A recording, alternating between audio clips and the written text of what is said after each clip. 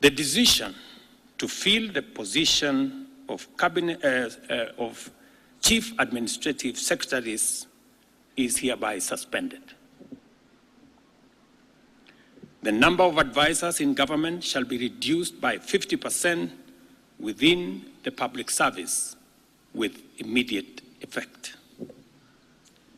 Budget lines providing for the operations of the Office of the First Lady, the spouse of the Deputy President, and the Prime Cabinet Secretary will be removed.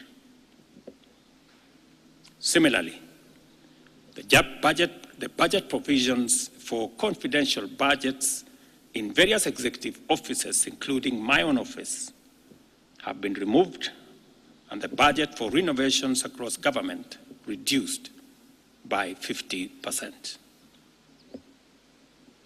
Henceforth, public servants who attain the retirement age of 60 shall be required to immediately proceed on retirement with no extensions to their tenure of service whatsoever. The purchase of new motor vehicles by the government is suspended for 12 months, except for security agencies, while a new policy on transport for public officers will be developed. All non-essential travel by state and public officers is hereby suspended.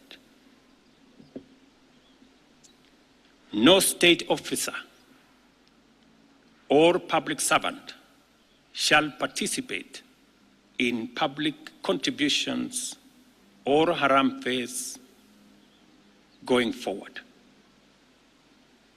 The Attorney General is hereby directed to prepare and submit legislation to this effect and develop a mechanism for structured and transparent contributions for public, charitable, and philanthropic purposes.